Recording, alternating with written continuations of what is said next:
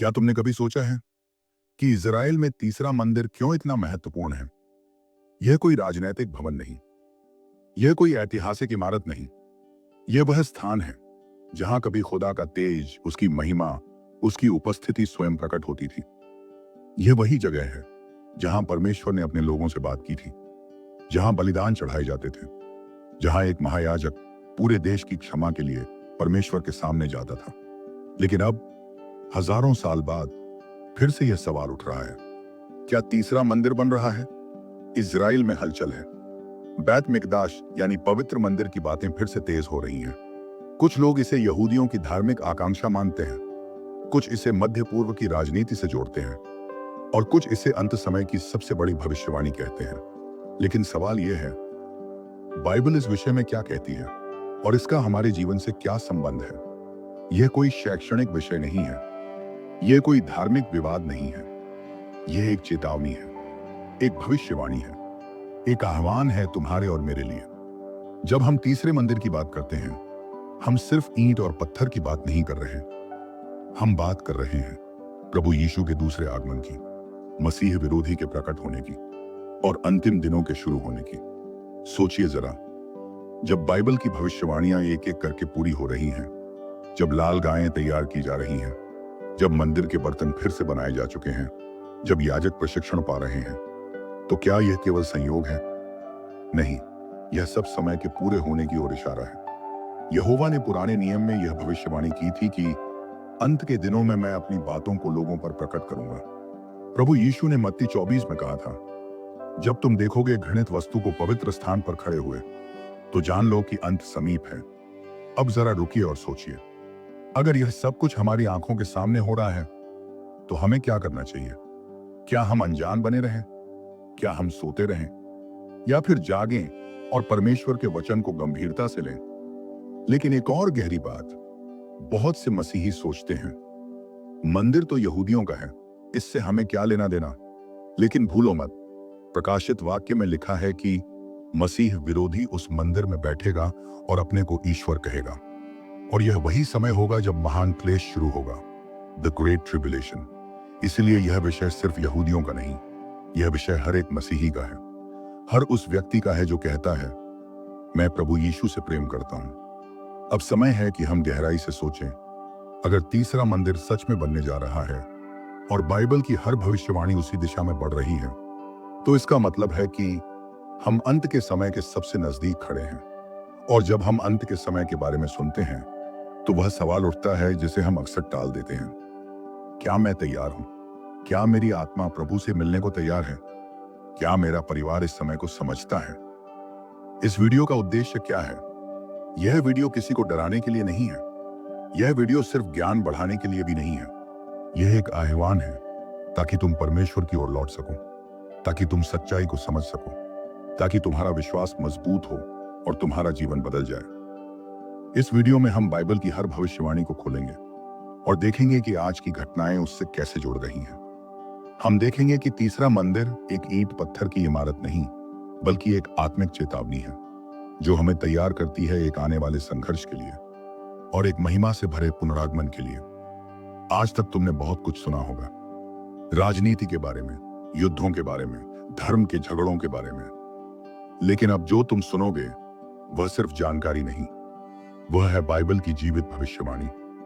अब सवाल उठता है, क्या तुम तैयार हो? क्या तुम इस विषय को गंभीरता से लोगे? क्या तुम अपने जीवन को मसीह के वचन के अनुसार जांचोगे? क्योंकि तीसरा मंदिर बन रहा है। लेकिन उससे भी ज्यादा जरूरी सवाल यह है, क्या तुम्हारा हृदय प्रभु यीशु का मंदिर बन चुका है? अगले भाग में हम जानेंगे बाइबल की भविष्यवाणियां कहां और कैसे तीसरे मंदिर का जिक्र किया गया है। दानियेल, यहेजकेल, प्रकाशित वाक्य और यीशु के वचन सबको एक एक करके समझेंगे। हमने पहले भाग में यह समझा कि तीसरा मंदिर केवल ईंट पत्थर की इमारत नहीं, बल्कि एक आत्मिक चेतावनी है। अब हम गहराई में चलेंगे, बाइबल की भविष्यवाणियों में तीसरे मंदिर का जिक्र कहां और कैसे है और यह किस तरह अंत समय की घटनाओं से जुड़ा है। पुराने नियम में मंदिर की भविष्यवाणियां, पहला दानियेल की पुस्तक, दानियेल अध्याय 9 वचन। वह एक सप्ताह तक बहुतों से दृढ़ वाचा करेगा, परंतु सप्ताह के बीच में वह यज्ञ और यज्ञ और अन्न बलि को बंद करेगा, और उस घृणित वस्तु के कारण जो उजाड़ती है वह तब तक खड़ा रहेगा जब तक कि उसका अंत न हो। यहां वह मसीह विरोधी एंटीक्राइस्ट है। यज्ञ और अन्न बलि मंदिर में ही होती थी। इसका मतलब यह है कि तीसरे मंदिर का निर्माण पहले हो जाएगा, जिसमें बलिदान शुरू होगा, और फिर मसीह विरोधी उसे रोक देगा। यह भविष्यवाणी बिल्कुल स्पष्ट करती है कि तीसरे मंदिर का निर्माण मसीह विरोधी के प्रकट होने से पहले होगा। दूसरा यहेजकेल की पुस्तक इज़ेकियल, यहेजकेल 40 से 48 अध्याय, मंदिर की माप, याजकों की सेवाएं और परमेश्वर की महिमा का वर्णन। यह मंदिर पहला या दूसरा नहीं हो सकता, क्योंकि यह महिमा से भरा हुआ नया मंदिर है। यह भविष्य में आएगा, संभवतः 1000 वर्ष के राज्य में, मिलेनियल टेम्पल। लेकिन यह दिखाता है कि मंदिर के निर्माण की योजना परमेश्वर के मन में पहले से थी। तीसरा, हाग्गै और जकरिया की भविष्यवाणियां। मेरा भवन उजड़ा पड़ा है और तुम अपने अपने घर बनाते हो। हाग्गै अध्याय 1 वचन 4। सर्वशक्तिमान यहोवा का वचन आया, मैं फिर यरूशलेम में लौट आऊंगा और मेरा भवन उसमें बनाया जाएगा। जकरिया अध्याय 1 वचन 16। ये वचन उस समय के लिए थे, लेकिन यह आज भी एक आत्मिक और शाब्दिक मंदिर निर्माण की ओर संकेत करते हैं। नया नियम में भविष्यवाणियां, मसीह और प्रेरितों के शब्द। पहला, यीशु मसीह की भविष्यवाणी, मैथ्यू 24। जब तुम उस घृणित वस्तु को पवित्र स्थान पर खड़ा देखो, तब जो यहूदिया में हों वे पहाड़ों की ओर भाग जाएं। मत्ती अध्याय 24 वचन 15। पवित्र स्थान, मंदिर का स्थान। घृणित वस्तु, मसीह विरोधी द्वारा मूर्ति या झूठा आराधन। यीशु ने खुद कहा कि एक ऐसा समय आएगा जब मंदिर फिर से मौजूद होगा और वहां घृणित वस्तु स्थापित की जाएगी। यह वैसा ही होगा जैसा दानियेल ने कहा था। दूसरा, 2 थिस्सलुनीकियों अध्याय 2 वचन 3 से 4। वह विरोध करने वाला जो सबसे ऊंचा कहलाता है, वह परमेश्वर के मंदिर में बैठकर अपने को ईश्वर ठहराएगा। यह स्पष्ट करता है कि एक वास्तविक मंदिर में मसीह विरोधी बैठेगा। यह मंदिर अभी मौजूद नहीं है, तो यह भविष्य में बनने वाला तीसरा मंदिर ही है। तीसरा, प्रकाशित वाक्य, रेवलेशन अध्याय 11 वचन 1 से 2। उठ और एक मापने की छड़ी ले और परमेश्वर के मंदिर को और वेदी को और वहां उपासना करने वालों को माप। यह भविष्य की घटनाओं का विवरण है। इसमें मंदिर की माप ली जा रही है। इसका मतलब यह है कि वह मंदिर भविष्य में फिर से खड़ा किया जाएगा। 3, मसीह विरोधी और तीसरे मंदिर का संबंध। बाइबल बताती है कि अंत के दिनों में एक धोखेबाज नेता आएगा जिसे मसीह विरोधी कहते हैं। वह संसार में शांति का वादा करेगा, यहूदियों को मंदिर बनाने देगा, लेकिन फिर अचानक वह मंदिर में घुसकर अपने आप को ईश्वर घोषित करेगा और महान क्लेश, ग्रेट ट्रिबुलेशन शुरू हो जाएगा। यह सब कुछ तभी हो सकता है जब मंदिर मौजूद होगा। इसलिए बाइबल बार बार कहती है, जो पढ़े वह समझे। मत्ती अध्याय 24 वचन 15। चौथा, तीसरा मंदिर। अब तक क्या क्या तैयार हुआ है, संक्षिप्त झलक। पूरा विवरण भाग 3 में दिया जाएगा, पर यहां बाइबल के संदर्भ से जोड़ें। लाल गाय, रेड हेफर, गिनती 19 अध्याय के अनुसार शुद्धिकरण के लिए जरूरी। याजकों की ट्रेनिंग व्यवस्था विवरण के अनुसार। सुनहरे बर्तन, शंख, हार्ट, कपड़े पुराने नियम के आदेशों के अनुसार। सब कुछ पुराने नियम की विधियों के अनुसार तैयार किया जा रहा है। यह एक आत्मिक संकेत है कि बाइबल जो कहती थी वह पूरा होने की ओर है। 5, यह सब क्यों जरूरी है? क्योंकि अगर मंदिर बनता है, मसीह विरोधी आएगा। मसीह विरोधी आएगा तो महान क्लेश शुरू होगा। महान क्लेश होगा तब यीशु मसीह का पुनः आगमन निकट होगा। यानी यह सारी कड़ी एक दूसरे से जुड़ी है। यह न कोई कल्पना है, न कोई कोरी धार्मिक बात। यह बाइबल की ठोस, स्पष्ट भविष्यवाणी है। हमें क्या समझना चाहिए? अगर मंदिर बन रहा है तो इसका अर्थ है कि परमेश्वर समय को पूरा कर रहा है। मसीह का आगमन निकट है। अब कोई समय शेष नहीं है सोने, टालने या बहाने बनाने का। अब समय है कि हम जागें, पहचानें और अपने जीवन की जांच करें। आत्मा को छूने वाले प्रश्न। क्या तुमने कभी सोचा है कि यीशु मसीह अचानक आ जाए तो तुम कहां होगे? क्या तुम्हारा घर, तुम्हारा परिवार, तुम्हारा दिल यीशु के लिए तैयार है? क्या तुम मंदिर की दीवारें देख रहे हो या अपने दिल की दीवारों को तोड़ रहे हो? बाइबल ने जो कहा था वह आज सच होता जा रहा है। तीसरा मंदिर कोई कल्पना नहीं, वह परमेश्वर की योजना का अगला पड़ाव है।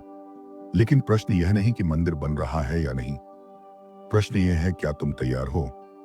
अगले भाग में, भाग 3, अभी इजराइल में क्या हो रहा है, कौन बना रहा है मंदिर के बर्तन, लाल गाय की तैयारी कहां तक पहुंच चुकी है, क्या याजकों को प्रशिक्षण मिल रहा है, और सबसे बड़ा सवाल, क्या मसीह विरोधी के लिए मंच तैयार हो रहा है। भाग 3, अभी इजराइल में क्या हो रहा है। बाइबल की भविष्यवाणियां कोई काल्पनिक बातें नहीं हैं। अब हम ऐसी हथेली पर रखी सच्चाई देख रहे हैं जिसे झुठलाना मुश्किल है। अब हम इस भाग में देखेंगे इजराइल में वास्तव में क्या चल रहा है, क्या तीसरे मंदिर की तैयारी हो चुकी है, कौन कौन इसे तैयार कर रहा है, और यह सब कैसे मसीह विरोधी के आने की भूमिका बना रहा है। एक मंदिर संस्थान, टेम्पल इंस्टीट्यूट, तीसरे मंदिर की रीढ़, स्थापना 1987 में यरूशलेम में। उद्देश्य, मंदिर की सेवा को फिर से स्थापित करना, जैसा कि बाइबल ने आदेश दिया है। उनका मिशन क्या है? तीसरे मंदिर के निर्माण की पूरी तैयारी, हर बर्तन, हर पोशाक, हर व्यवस्था बिल्कुल वैसा ही जैसा पुराने नियम ओल्ड टेस्टामेंट में लिखा है। क्या उन्होंने कुछ बनाया है? सुनहरे दीपक मेनोरा 50 किलो शुद्ध सोने का तैयार, पवित्र बर्तन, कटोरे, छुरी, सूप कुंड, धूपदानी सब तैयार, याजक वस्त्र, उच्च याजक, हाई प्रीस्ट और सामान्य याजकों के वस्त्र तैयार, संगीत उपकरण 34 प्रकार के पुराने बाइबल यंत्र तैयार, ईश्वर का सिंहासन, आर्क ऑफ कवनेंट, सार्वजनिक नहीं लेकिन मॉडल बनाया गया है।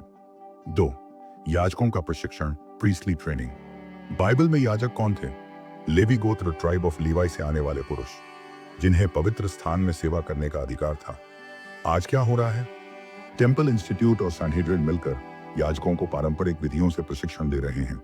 उन्हें सिखाया जा रहा है बलिदान कैसे चढ़ाया जाए, मंदिर की पवित्रता कैसे रखी जाए, शुद्धिकरण की विधियां। 2022 में 22 में ट्रेनिंग कैंप भी चलाए गए हैं, कुछ खुले रूप में, कुछ गुप्त रूप से। सवाल उठता है, जब मंदिर अभी बना ही नहीं तो ट्रेनिंग क्यों? उत्तर, क्योंकि वे तैयारी में कोई कसर नहीं छोड़ना चाहते।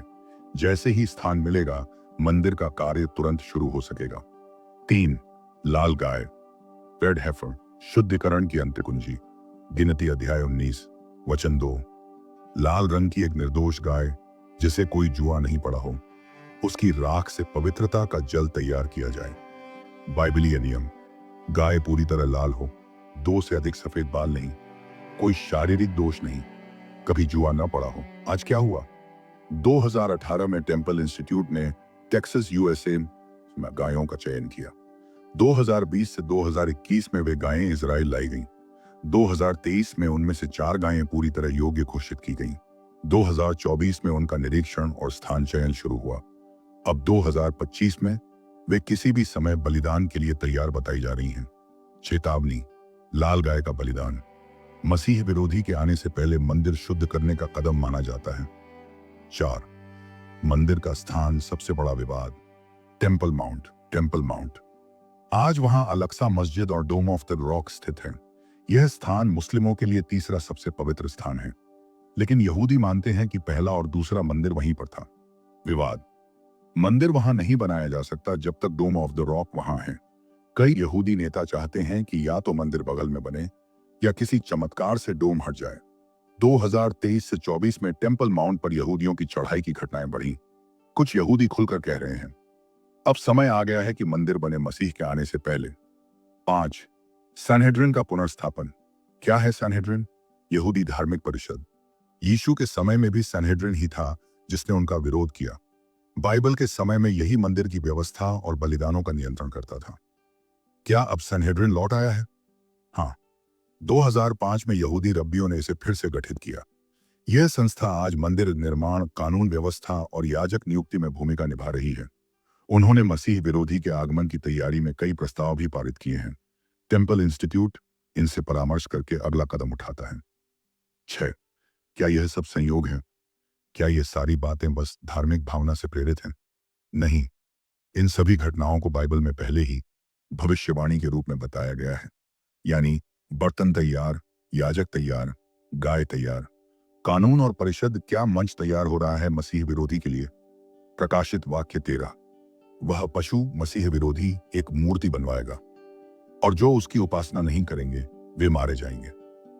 अगर मंदिर तैयार है, अगर व्यवस्था तैयार है, अगर जनमानस तैयार है, तो क्या यह उसके लिए मंच तैयार नहीं कर रहा जो आकर मूर्ति स्थापित करेगा? मसीह विरोधी को शांति का संदेशवाहक माना जाएगा। वह शायद मंदिर बनाने की अनुमति देगा, और जब मंदिर बन जाएगा वह उसमें बैठकर कहेगा, मैं ही ईश्वर हूं।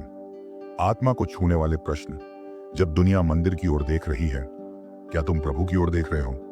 जब मसीह विरोधी का मार्ग साफ हो रहा है, क्या तुम्हारा जीवन प्रभु यीशु के मार्ग पर है?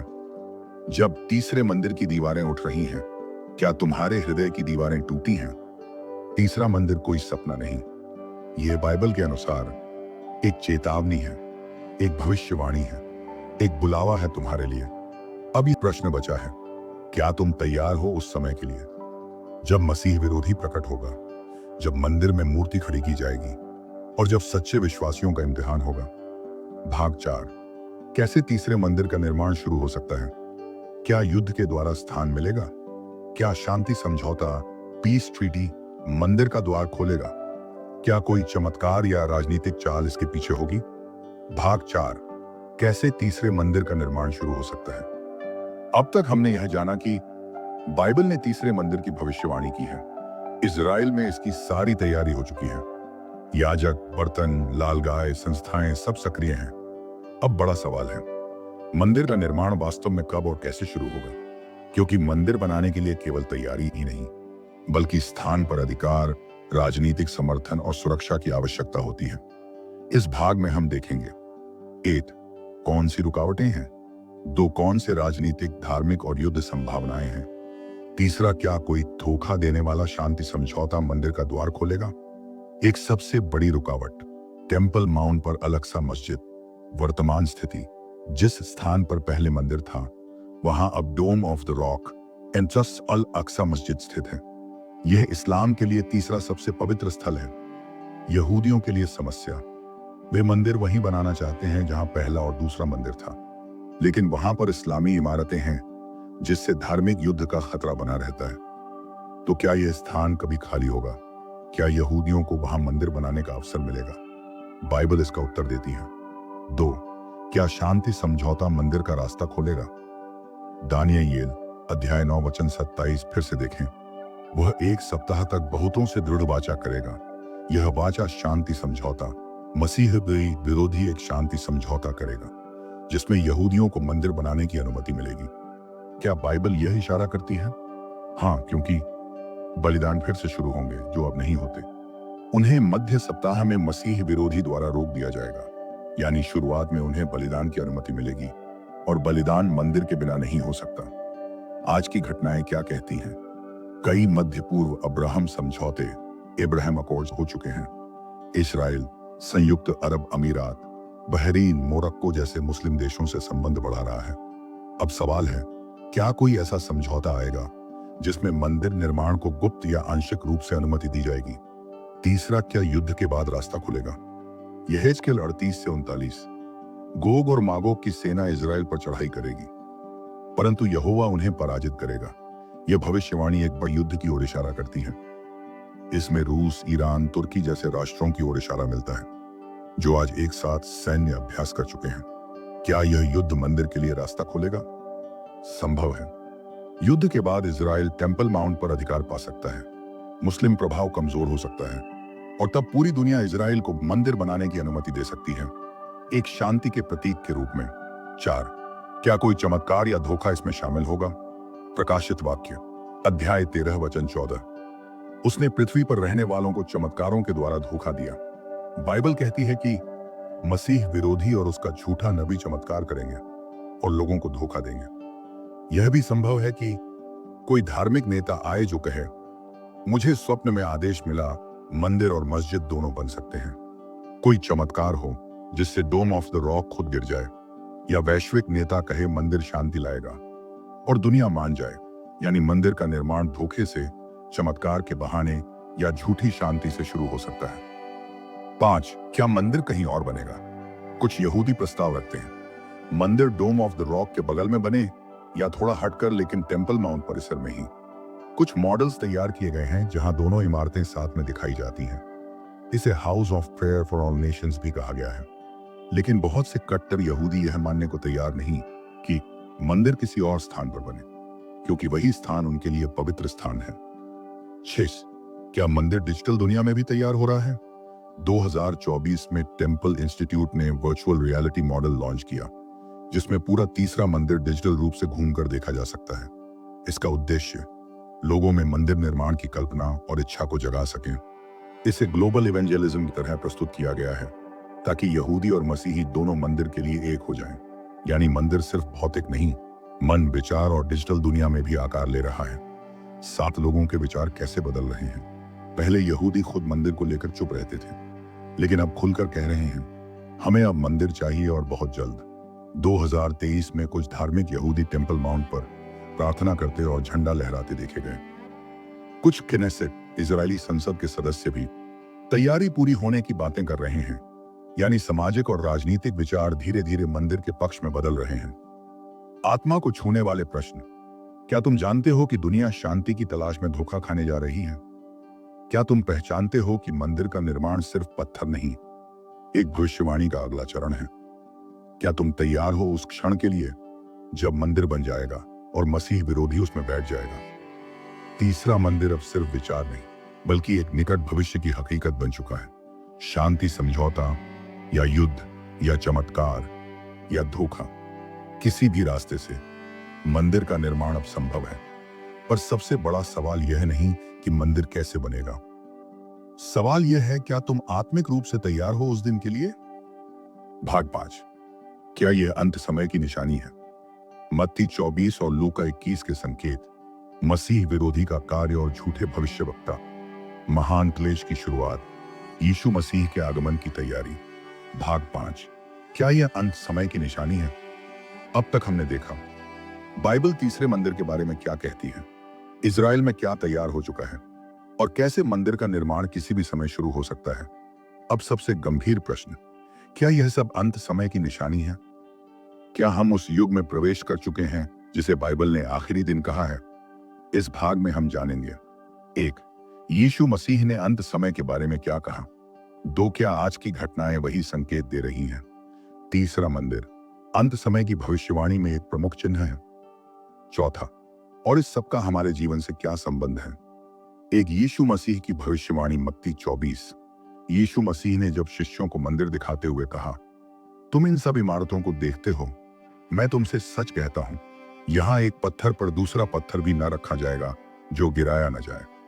शिष्य चौंक गए और उन्होंने पूछा, हमें बता, ये बातें कब होंगी और तेरे आने और संसार के अंत का क्या चिन्ह होगा? मत्ती अध्याय 24 वचन 3। यीशु ने कौन कौन से संकेत बताए? झूठे मसीह आएंगे, युद्ध और युद्ध की चर्चा होगी, अकाल, भूकंप, महामारी, मसीहियों पर सताव होगा, प्रेम ठंडा हो जाएगा, सुसमाचार सारी दुनिया में प्रचारित होगा और फिर अंत आएगा। लेकिन एक विशेष संकेत उन्होंने दिया, जब तुम घृणित उजाड़ने वाली वस्तु को पवित्र स्थान पर खड़ी देखो, जैसा दानियेल भविष्यवक्ता ने कहा है। मत्ती अध्याय 24 वचन 15। यानी एक पवित्र स्थान टेम्पल होगा, वहां घृणित वस्तु रखी जाएगी और तब महान क्लेश शुरू होगा। 2 दुनिया की दशा और चेतावनी। जब तुम देखो कि यरूशलेम सेनाओं से घिरा है, तब जान लो कि उसका उजाड़ होना निकट है। लूका अध्याय 21 वचन 20। सूरज, चांद और तारों में चिन्ह होंगे और धरती पर जातियां संकट में पड़ेंगी और लोग डर के मारे बेहोश हो जाएंगे। लूका अध्याय 21 वचन 25 से 26। यानी आकाशीय घटनाएं होंगी, वैश्विक संकट बढ़ेगा, लोग मानसिक रूप से टूटने लगेंगे, प्रकृति और मानव समाज असंतुलित हो जाएगा। क्या आप इन बातों को आज होते नहीं देख रहे? तीसरा प्रकाशित वाक्य, अंतिम घटनाओं का पूर्ण विवरण। प्रकाशित वाक्य 6 से 19 तक वह दृश्य प्रस्तुत करता है जो अंत समय में घटेगा।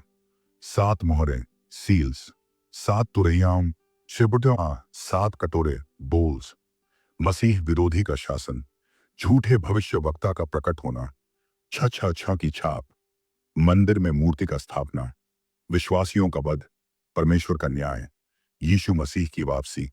यह सब घटनाएं एक के बाद एक होंगी और सारी शुरुआत होती है मंदिर से। प्रकाशित वाक्य अध्याय 11। वचन 1, मंदिर को, वेदी को और वहां उपासना करने वालों को माप। इसका अर्थ है मंदिर उस समय फिर से होगा, वहां उपासना फिर से शुरू होगी और मसीह विरोधी वहां घुसकर अपने को ईश्वर घोषित करेगा। 4, क्या तीसरा मंदिर ही संकेत है? हाँ, बिल्कुल। मंदिर का फिर से तैयार होना, बलिदानों का शुरू होना और उसका अपवित्र किया जाना, यह तीनों बातें अंत समय की स्पष्ट भविष्यवाणियां हैं। थिस्सलुनीकियों अध्याय 2 वचन 4, वह मसीह विरोधी परमेश्वर के मंदिर में जाकर अपने को ईश्वर ठहराएगा। यानी मंदिर नहीं होगा तो यह भविष्यवाणी पूरी नहीं हो सकती। अब जबकि मंदिर की योजना बन चुकी है, सामग्री तैयार है, धार्मिक नेता सहमत हैं, याजक ट्रेनिंग में हैं, लाल गाय तैयार है और राजनीतिक हलचल जारी है, तो क्या यह स्पष्ट नहीं कि हम अंत समय की दहलीज पर खड़े हैं? 5, आज की घटनाएं क्या कहती हैं? युद्ध, रूस, ईरान, चीन, इजराइल, यूक्रेन, भूकंप, हर महाद्वीप में तेजी से बढ़ोतरी, महामारी कोविड, मंकी पॉक्स, नई नई बीमारियां, महंगाई, आर्थिक संकट, फूड शॉर्टेज, झूठे धर्मगुरु और प्रचारक, मानसिक तनाव, आत्महत्या, परिवारों का टूटना, कृत्रिम बुद्धिमत्ता, एआई, डिजिटल मुद्रा, माइक्रोचिप्स, यह सब वही है जो बाइबल ने पहले ही बता दिया था। 6, लोग क्यों नहीं देख रहे? क्योंकि उनकी समझ पर पर्दा पड़ा है। वे सुनते हैं पर समझते नहीं, वे देखते हैं पर ध्यान नहीं देते। यशायाह, मत्ती, 2 कुरिन्थियों, यीशु ने कहा था, जागते रहो क्योंकि तुम नहीं जानते कि तुम्हारा प्रभु किस समय आएगा। मत्ती अध्याय 24 वचन 42, यानी यह समय नींद में रहने का नहीं है, यह समय है जागने, सतर्क रहने और तैयार होने का। आत्मा को छूने वाले प्रश्न, क्या तुम समझ पा रहे हो कि यह सब अचानक नहीं हो रहा? यह सब भविष्यवाणी है। क्या तुम्हारा जीवन प्रभु यीशु की वापसी के लिए तैयार है? अगर आज मसीह विरोधी प्रकट हो जाए तो क्या तुम उसके झूठ को पहचान पाओगे? बाइबल का हर शब्द धीरे धीरे आंखों के सामने पूरा होता जा रहा है। तीसरा मंदिर, मसीह विरोधी, महान क्लेश और फिर यीशु मसीह की महिमा से भरी वापसी। यह कोई कल्पना नहीं, यह एक जीवित भविष्यवाणी है। अब वक्त है निर्णय लेने का। अगले भाग में, भाग 6, इससे हमारी जिंदगी का क्या लेना देना। यह सब केवल धार्मिक जानकारी नहीं, यह तुम्हारे जीवन से जुड़ा है। क्या तुम भी धोखा खा सकते हो? कैसे रहें सतर्क और आत्मिक रूप से जागरूक? विश्वास, शुद्धता और पवित्रता में कैसे जिएं? भाग 6, अब समय है जागने का। तुम्हें क्या करना है, कैसे डटे रहना है? अब तक हमने जाना कि तीसरा मंदिर सच में बन रहा है। बाइबल ने इसके बारे में पहले से ही भविष्यवाणी कर दी थी। आज की घटनाएं बिल्कुल वैसी ही हैं जैसी बाइबल ने बताई और हम अंत समय के बेहद करीब हैं। लेकिन अब सवाल उठता है, इसका तुम्हारी जिंदगी से क्या लेना देना है? यह सब सुनकर तुम क्या करोगे? क्योंकि अगर यह सिर्फ जानकारी बनकर रह गई तो यह आत्मा के लिए उपयोग नहीं। जो बात सुनकर उस पर चलता नहीं, वह रेत पर घर बनाने वाले जैसा है। मत्ती अध्याय 7 वचन 26। अब हम जानेंगे मसीही जीवन में इस सब का क्या महत्व है, धोखे से कैसे बचें, कैसे आत्मिक रूप से मजबूत बने और परमेश्वर की योजना में अपनी भूमिका कैसे निभाएं। एक पहचानो समय को, यह जागने का समय है, बाइबल कहती है, और यह जानकर कि अब समय क्या है कि तुम्हें निद्रा से जाग उठना चाहिए, क्योंकि अब हमारा उद्धार पहले से अधिक निकट है। रोमियो अध्याय 13 वचन 11, यानी अब सोने का समय नहीं है, अब उदासीन रहने का समय नहीं है, अब चेतने और जागने का समय है। टीवी, मोबाइल, इंस्टाग्राम, व्यर्थ चर्चा ये समय नष्ट कर रहे हैं। अब तुम्हें परमेश्वर की आवाज को पहचानना है। जागते रहो क्योंकि तुम नहीं जानते कि तुम्हारा प्रभु किस समय आएगा। मत्ती अध्याय 24 वचन 42। 2, अपने जीवन का ईमानदारी से परीक्षण करो। यह सबसे पहले आत्मनिरीक्षण का समय है। बाइबल कहती है, अपने आप को परखो कि तुम विश्वास में हो या नहीं। अपने आप को जांचो। 2 कुरिन्थियों अध्याय 13 वचन 5। सवाल खुद से पूछो, क्या मैं सच में प्रभु से जुड़ा हूं? क्या मेरी आस्था सिर्फ मुंह की है या दिल की भी? क्या मैं पवित्रता में चल रहा हूं? क्या मेरी आत्मा सच में यीशु की वापसी के लिए तैयार है? अगर तुम्हारा जवाब हाँ नहीं है तो अब बहुत देर नहीं हुई, तुम आज भी बदल सकते हो। 3, धोखे से कैसे बचें? अंत समय में कुछ लोग धोखे में पड़ जाएंगे। 1 तीमुथियुस अध्याय 4 वचन 1। धोखे के मुख्य रूप। झूठे प्रचारक जो पैसा और प्रसिद्धि के पीछे हैं। मसीह विरोधी का दर्शन। खुदा तुम ही हो। हर धर्म एक जैसा है। सोशल मीडिया पर आध्यात्मिक दिखावा। सच्चाई को असहनीय कहकर इनकार करना। प्रेम के नाम पर पाप को स्वीकार करना। समाधान। बिना आत्मा की परीक्षा किए हर आत्मा पर विश्वास न करो। 1 यूहन्ना अध्याय 4 वचन 1। हर बात को बाइबल से परखो। हर चमत्कार को न मानो। हर धार्मिक बात सुनने योग्य नहीं होती। 4 आत्मिक रूप से तैयार कैसे रहें। यीशु ने कहा, तुम कमर कसे रहो और तुम्हारे दीपक जलते रहें। लूका अध्याय 12 वचन 35। इसका अर्थ है आत्मिक अनुशासन, निरंतर प्रार्थना, परमेश्वर का वचन पढ़ना, आत्मिक संगति, फेलोशिप, पवित्र जीवन, सेवा में लगे रहना। जो अंत तक धीरज धरता है वही उद्धार पाएगा। मत्ती अध्याय 24 वचन 13। 5 परमेश्वर की योजना में तुम्हारी भूमिका क्या है। तुम पृथ्वी के नमक हो। तुम संसार की ज्योति हो। मत्ती अध्याय 5 वचन 13 से 14। इस युग के अंधकार में तुम्हें प्रकाश बनना है। इस पीढ़ी के गिरते विश्वास के बीच तुम्हें सत्य पर अडिग रहना है। इस युग में जब लोग बाइबल को छोड़ रहे हैं, तुम्हें उसे पकड़कर खड़े रहना है। 6 दूसरों को चेतावनी देना तुम्हारा कर्तव्य है। बाइबल कहती है, यदि तुम किसी को आता हुआ संकट दिखाकर भी उसे न चेताओ तो उसका खून मैं तुझसे मांगूंगा। यहेजकेल अध्याय 33 वचन 6। अब समय है अपने घर को सतर्क करने का, अपने बच्चों को परमेश्वर की राह पर चलाने का, अपने मित्रों को बाइबल की सच्चाई बताने का, सोशल मीडिया पर सुसमाचार बांटने का। यह सिर्फ प्रचारक या पास्टर का काम नहीं है, यह तुम्हारा भी बुलावा है। साथ ध्यान रखो, हमारे पास बहुत कम समय है। बाइबल कहती है, दुष्ट जानता है कि उसका समय थोड़ा रह गया है। प्रकाशित वाक्य अध्याय 12 वचन 12। और इसीलिए वो लोगों को व्यस्त रखता है, व्यर्थ मनोरंजन में उलझाता है, मोबाइल की लत में फंसाता है, पाप को सामान्य बनाता है। लेकिन अगर तुम परमेश्वर के करीब हो तो तुम इस सब को पहचान सकते हो। 18 अगर तुम तैयार नहीं हो तो अभी समय है। यदि हम अपने पापों को मान लें तो वह विश्वास योग्य और धर्मी है जो हमें क्षमा करेगा। 1 यूहन्ना अध्याय 1 वचन 9। आज ही मन फिराओ, यीशु को अपने जीवन का राजा बनाओ, पवित्र आत्मा से भर जाओ और उसके लिए पूरी तरह जियो। अब क्या करें। 1 प्रतिदिन वचन पढ़ो। 2 पवित्र आत्मा से भरने की प्रार्थना करो। 3 पाप से दूर रहो। 4 कलीसिया और संगति में जुड़े रहो। 5 प्रभु की सेवा में भाग लो, आराव दो, दूसरों को सुसमाचार सुनाओ। 7 हर दिन जागरूक रहो क्योंकि प्रभु कभी भी आ सकता है। प्रिय दोस्तों, तीसरा मंदिर बन रहा है। बाइबल की भविष्यवाणी पूरी हो रही है और प्रभु यीशु के आने का समय निकट है। यह कोई कल्पना नहीं, यह परमेश्वर की चेतावनी है। अब समय है निर्णय लेने का। क्या तुम तैयार हो? क्या तुम अपने पूरे परिवार को तैयार कर रहे हो? क्या तुम इस संसार के बजाय स्वर्ग की तैयारी में हो? अगर हां तो डटे रहो, अगर नहीं तो आज ही मन फिराओ। अगर इस संदेश ने आपके दिल को छुआ हो, अगर आपने परमेश्वर की आवाज सुनी हो, तो इसे यहीं मत रोकिए। इसे अपने परिवार, दोस्तों और हर उस इंसान तक पहुंचाइए जिसे यह सुनना जरूरी है। इस वीडियो को लाइक करना मत भूलिए। दूसरों के साथ शेयर जरूर करें क्योंकि यह सच्चाई किसी की जिंदगी बदल सकती है। नीचे कमेंट बॉक्स में अपने विचार जरूर लिखें। आप क्या सोचते हैं? क्या आप तैयार हैं प्रभु के लिए?